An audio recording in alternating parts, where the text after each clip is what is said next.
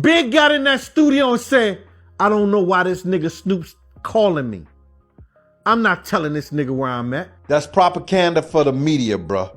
That's something that sounds good for the media. According to insider information from Biggie's ex-bodyguard Gene Deal, the rapper actually had a pretty tight relationship with different rappers. But one of the most surprising in the bunch is the one he had with Snoop Dogg. As it turns out, Snoop Dogg was never actually as close to Biggie as he had us believe. Well, that's just a nice way to put it because according to the reports, he never actually liked Biggie. That's right, Gene Deal, who served as Biggie's bodyguard and was always by his side, has decided to speak up after all these years to correct some misconceptions and set the record straight. Through his close proximity to Biggie, Deal was privy to all of his relationships and wants to share his perspective. Despite claims from Snoop Dogg that he and Biggie were close, even going so far as to say he chose Biggie over Tupac during their controversial feud, Deal wants to provide his own insights on the matter. When asked about his decision, Snoop had this to say. So as far as me to respect Puffy and Biggie at that moment, that's what it was about. I respected their music. They sounded good, it felt good, and they were friends of mine. According to him, he and Biggie were close friends and often hung out together whenever he visited Diddy's house. Additionally, he had the opportunity to perform on stage with Biggie. There's footage of me, Biggie, and Tupac on stage rapping in California. Maybe at one point, it's possible the two might have actually been close. Hung out with Biggie in New York at the studio. He played the song for me. The one on his record, the one dreaming of Lear jets and mansions and coupes and trying to sell records like Snoop. Oof. During that period, Biggie seemed to hold a great deal of respect for Snoop if he was sharing his music and mentioning his name in his song. He played that record for me before he passed away in the studio, and then he was in the other studio with Premier working on the 10 Crack Commandments. He had 3 rooms popping at one time. I was in there with her. It's evident that the two had a strong connection at some point. However, relationships can deteriorate and trust can be broken as quickly as it is formed. And Pac had Biggie with him, and we was just on stage rapping and shit, and everybody was freestyling Warren G, Biggie, Pac, and myself. This is 93, when we all cool, we all chilling. Gene Deal believes that Snoop Dogg's claim of being close to Biggie was just a media stunt to maintain relevance and project a positive image of himself as a close friend of the late rapper. According to Gene, Snoop never really cared about Biggie as much as he pretended to. That's propaganda for the media, bruh. That's something that sounds good for the media. He revealed that it was all a facade by Snoop to come out looking good and to show people he was tight with Big. In his words, you know, I'm the peacemaker. I'm the one that's showing love. I'm the one that's out here when everybody else is dead, wishing that I could have did something to put the shit together. It wasn't all that love until Pac was dead. Gene reveals that during Biggie's lifetime, he and Snoop Dogg were not really that close. Even if they were once close, they drifted apart and were not on friendly terms when Biggie passed away. If they were truly as close as Snoop claims, they would have spent time together, but Biggie never showed interest in hanging out with Snoop and even ignored his attempts to link up with him. What picture you see with Snoop and Big while they was out there? What restaurant they went to meet up? Where they get together and smoke? Big like to smoke, Snoop like to smoke. The media often captures every moment of these rappers' lives, so it's curious that there's little evidence of Snoop Dogg and Biggie constantly hanging out, as Snoop likes to claim.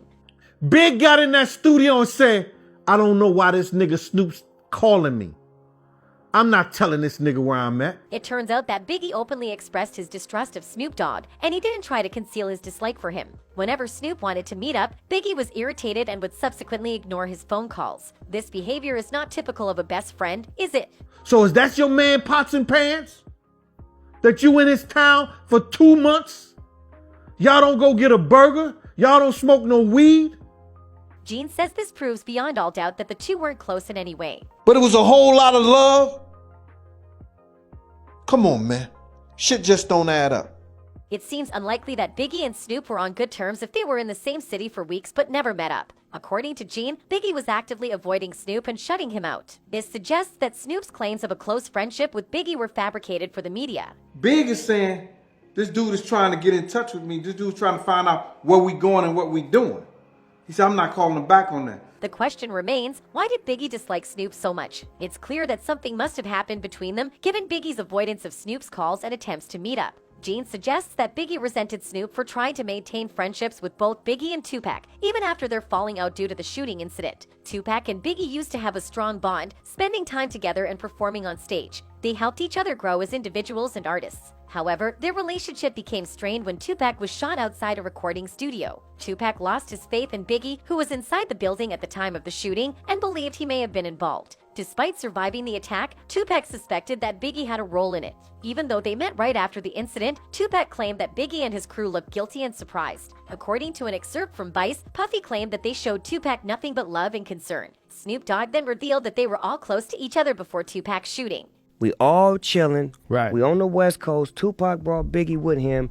We rocking. We let Cub get down with us. We go in the back, smoke, chill, hang out. It's beautiful. The shooting incident had a profound impact on Tupac's mental state, causing him to lose trust in his friends and believe that they had betrayed him. However, it later became clear that Biggie had nothing to do with the shooting. And later information came out that the people that he thought did it had nothing to do with it. So by him accusing people of it, it kind of set things off. As the rivalry between Tupac and Biggie escalated, Snoop Dogg found himself in a difficult position. He wanted to remain neutral and maintain his friendship with both rappers, but Tupac and Biggie had different expectations. Tupac was angry with Snoop for not cutting ties with Biggie and for failing to stand up against him. Before he got killed.